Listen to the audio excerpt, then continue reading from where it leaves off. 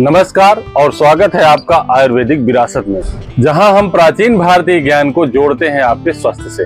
आज हम बात करेंगे एक ऐसे गहरे बैगनी रंग के फल की जो न केवल स्वाद में खट्टा मीठा होता है बल्कि छुपाए है अपने अंदर कई रोगों को मिटाने की शक्तियाँ। जी हाँ दोस्तों, हम बात कर रहे हैं जामुन की, जिसे विदेशों में इंडियन ब्लैकबेरी के नाम से भी जाना जाता है, जो हमारे देश भारत में सर्वत्र पाया जाता है, हर जगह पाया जाता है। आयुर्वेद में इसे शीतल, रुचिकर, कषाय और त्रिदोष हर कहा गया है। जामुन में vitamin C, iron, calcium, magnesium और फाइबर पाया जाता है। जामुन एंटीऑक्सीडेंट होता है। जामुन में ग्लूकोज और फ्रुक्टोज की मात्रा कम होती है, इसलिए यह डायबिटिक के रोगियों के लिए श्रेष्ठ कहा गया है। जामुन में टैनिन, फ्लोवोनाइड्स, फिनाल और गैलिक एसिड पाया जाता है। साथ ही जामुन के बीजों में जम्बोलिन नामक ग्लूकोसाइड जो स्टार्च को शर्करा में परिणत होने से रोकता है। जामुन के वृक्ष की छाल में टैनिन और गोंद होता है। जामुन के फल, गुठली, पत्र, छाल ये सब मधुमेह रोग में बहुत ही उपयोगी है। जामुन अग्नि प्रदीपक, पाचक, स्तंभक तथा वर्षा ऋतु में अनेक उदर रोगों में बहुत ही उपयोगी है। जामुन में लौह तत्व पर्याप्त मात्रा में पाया जाता है, जो कि पीलिया के रोगियों के लिए जामुन का सेवन बहुत ही लाभकारी सिद्ध होता है। जामुन यकृत, तिल्ली और रक्त की अशुद्धि को दूर करते हैं।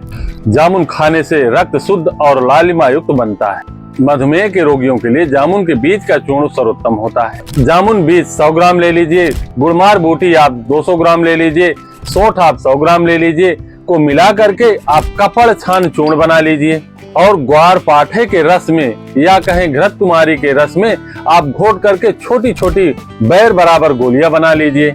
शहद के साथ 1 या 2 गोली खाएं सुबह, दोपहर, शाम, आपको मधुमेह में लाभ होगा। साथियों, शहद मधुमेह के रोगियों के लिए लाभकारी होती है, पर अधिक मात्रा में ना लें। शहद से पेट भी क्लियर होता है और आंतरिक ऊर्जा भी मिलती है। कोई भी औषधि आप शहद के साथ ले रहे हैं तो उसके दोषों को वो समन कर देता है और गुणों को बढ़ा देता है। मधुमेह के रोगियों को मीठी चीजें नहीं खाना चाहिए, अर्थात पथ्य का सेवन करना चाहिए। अगर आप पथ्य पूर्वक रहते हैं तो मधुमेह में बहुत ही विशेष लाभ होगा।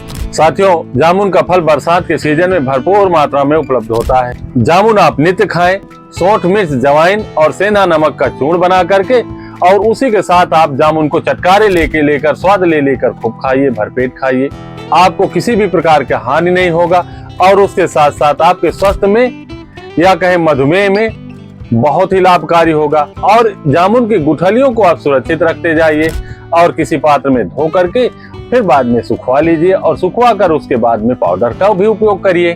आम के आम, गुठलियों के दाम। साथियों, जामुन को हमेशा दोपहर के खाने के बाद ही खाना चाहिए या फिर आम चूसने के बाद थोड़ी सी जामुन जरूर खाना चाहिए, जिससे खाया पिया अच्छे से पच जाता है, गरिष्ठपन नहीं रहता है और पेट बढ़िया साफ होता है, क्लियर होता है।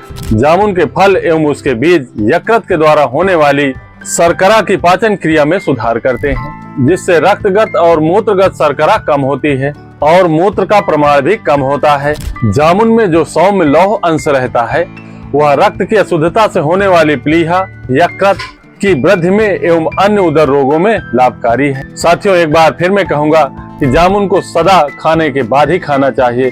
जामुन को खाली पेट नहीं खाना चाहिए और जामुन खाने के बाद तत्काल दूध नहीं पीना चाहिए।